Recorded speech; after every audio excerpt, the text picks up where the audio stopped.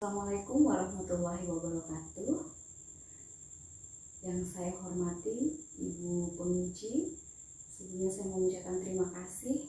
Pada kesempatan kali ini saya akan menyampaikan tentang skenario pembelajaran pelayanan publik digital yang merupakan salah satu dari mata pelatihan pada agenda 3 pengendalian pekerjaan yang akan diajarkan pada pelatihan kepemimpinan pengawas yang dulu dikenal dengan Diklat Kepemimpinan tingkat 4 bagi pejabat eselon 4. Saya Titik Kristinawati, Widya Iswara Ahli Muda pada BPSDMD Provinsi Nusa Tenggara Timur. Yang pertama, tentunya sebelum saya memulai materi, saya akan memulainya dengan sesi pendahuluan yang saya alokasikan 30 menit. Sesi pendahuluan ini sangat penting agar bina suasana dapat menciptakan rasa nyaman dan peserta bersemangat sebelum memulai materi ini. Saya memulainya dengan berpantun sapa dan saya lanjutkan dengan yel-yel sapaan. Pantun merupakan ciri khas dari saya ketika membuka sebuah pembelajaran karena saya ingin menciptakan kesan pertama sehingga selanjutnya akan lebih mudah bagi saya untuk menghandle kelasnya. Selanjutnya saya akan memperkenalkan diri dan juga meminta setiap peserta untuk memperkenalkan diri mereka masing-masing dengan cara saya mengundang mereka untuk berdiri mengelilingi kelas, masing-masing memperkenalkan nama panggilannya dan menyebutkan satu nilai pelayanan publik di belakang nama panggilannya. Misalnya, saya Titik Transparan Widya Iswara dari BPSDM Provinsi Nusa Tenggara Timur dan akan dilanjutkan oleh peserta hingga peserta yang terakhir. Masih dalam sesi pendahuluan, saya akan menyampaikan hasil belajar dan indikator hasil belajar yang mesti dicapai pada mata pelatihan pelayanan publik digital ini. Hal ini bertujuan agar peserta termotivasi untuk mengetahui apa yang akan mereka peroleh selama pembelajaran hari ini. Ada 3 indikator hasil belajar yang harus dicapai. Pertama, peserta harus mampu menjelaskan konsep dan kebijakan pelayanan publik. Kedua, peserta mampu mengidentifikasi jenis-jenis pelayanan publik berbasis teknologi informasi dan komunikasi. Dan yang ketiga, peserta mampu menjelaskan komponen utama pengembangan pelayanan publik digital dan tantangan penerapannya. Sebelum memulai materi pada sesi 1, saya ingin menggali sejauh mana pemahaman dan latar belakang pengetahuan peserta terkait mata pelatihan ini. Sehingga saya membuat pretest dengan memanfaatkan fasilitas yang disediakan oleh Google Form. Untuk kegiatan ini saya alokasikan selama 15 menit. Ibu penguji yang saya hormati, sekarang masuk pada sesi pertama. Sebagaimana yang saya sampaikan di awal tadi, bahwasannya mata pelatihan pelayanan publik digital ini dibagi dalam 3 sesi. Pada sesi pertama, membahas tentang konsep dan kebijakan e-government dalam pelayanan publik. Durasi waktu yang saya alokasikan 90 menit, metode yang saya gunakan yakni ceramah interaktif, visualisasi melalui pemutaran video pendek, dan presentasi hasil pengamatan. Materi yang akan dibahas pada sesi 1 adalah tentang pertama konsep efektivitas pelayanan publik, kedua e-government sebagai langkah untuk mencapai efektivitas, dan yang ketiga kebijakan dalam pelayanan publik. Untuk menghantarkan pada konsep efektivitas pelayanan publik, saya menyajikan gambar-gambar fakta pelayanan publik di Indonesia sebagai bahan brainstorming dan diskusi interaktif. Kemudian saya akan melakukan afirmasi dengan mengingatkan kembali pada Undang-Undang Nomor 25 tahun 2009 tentang pelayanan publik, serta mengingatkan beberapa peraturan yang mengamanatkan tentang pentingnya pelayanan publik berbasis elektronik, kemudian penyelenggaraan sistem elektronik, dan strategi dan kebijakan e-government itu sendiri.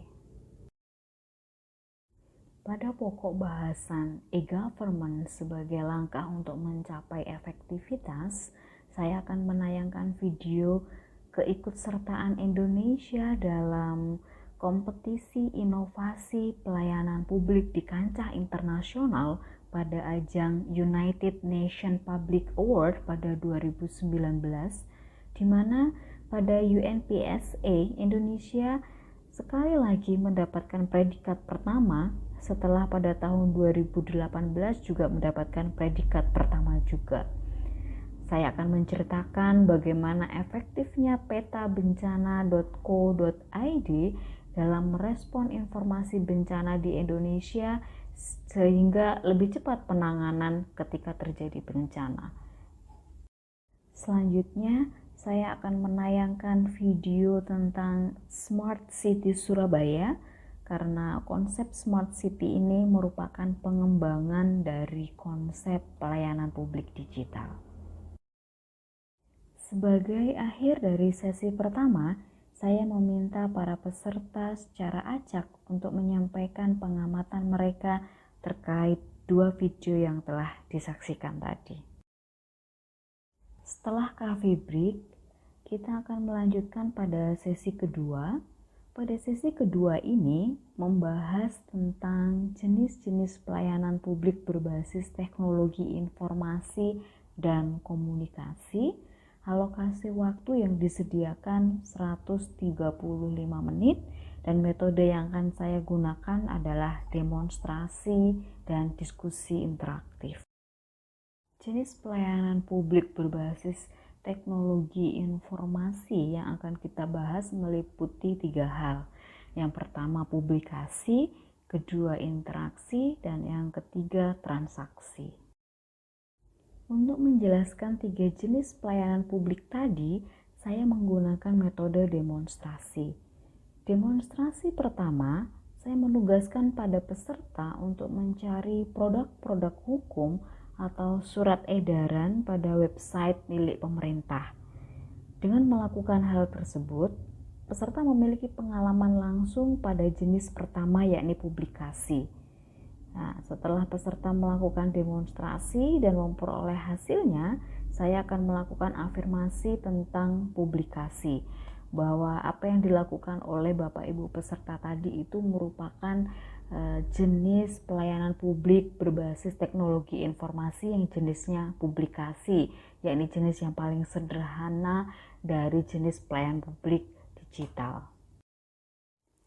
Selanjutnya, untuk membangun pemahaman tentang jenis interaksi, saya meminta peserta untuk browsing, mencari website yang menyediakan kolom yang ada live chatnya gitu. Dan saya meminta peserta untuk mempraktikkan sesuai kebutuhan mereka sebagai pengguna layanan, pura-pura gitu sebagai pengguna layanan untuk berkomunikasi di live chat tersebut dengan admin dari penyedia website tersebut.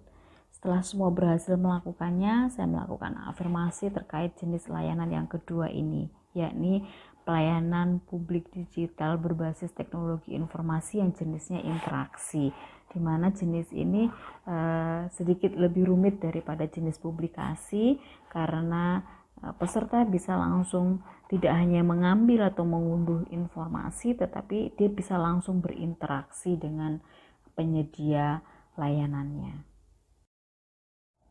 Pada jenis yang terakhir adalah transaksi. Metode yang saya gunakan masih sama, yakni dengan demonstrasi. Kemudian saya lanjutkan dengan melakukan afirmasi.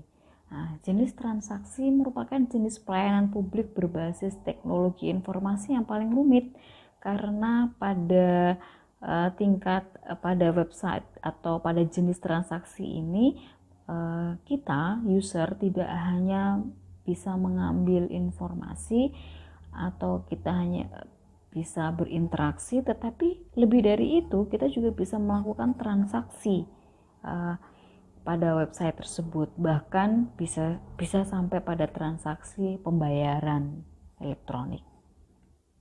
Nah, kemudian sesi ketiga ini adalah sesi terakhir tentang komponen utama pengembangan layanan publik berbasis teknologi informasi dan tantangan penerapan pelayanan publik digital.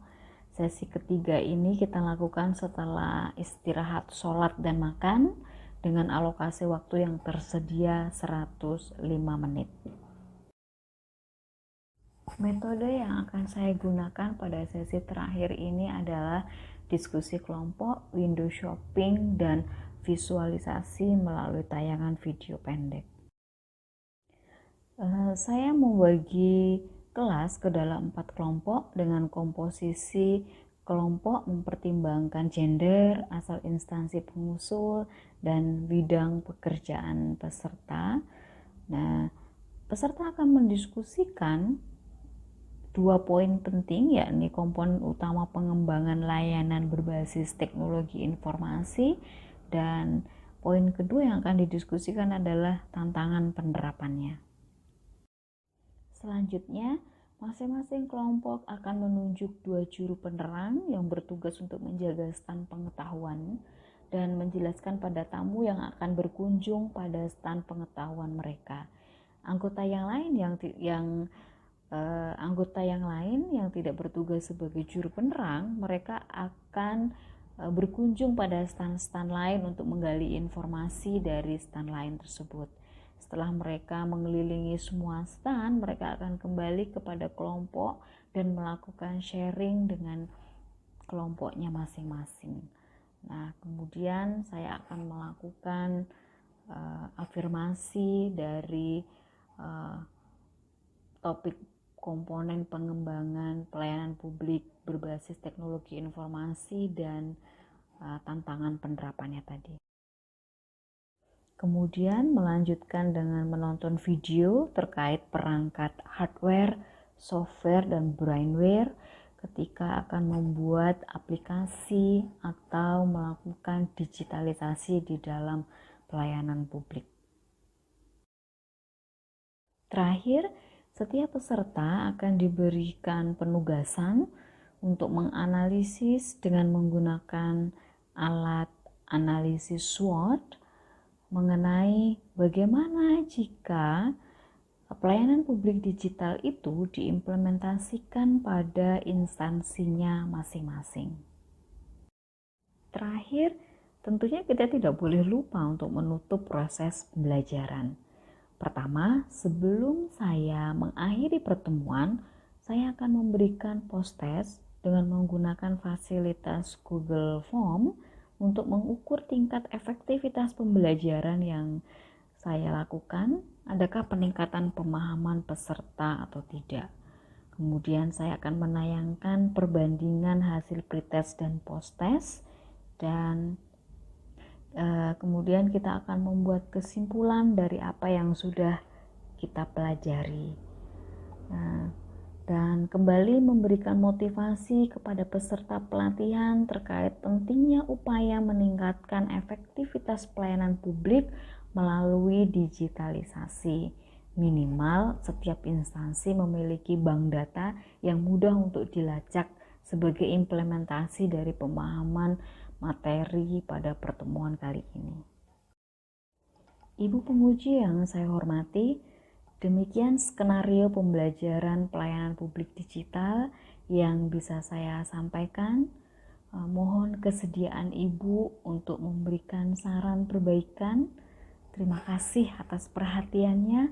Wassalamualaikum warahmatullahi wabarakatuh.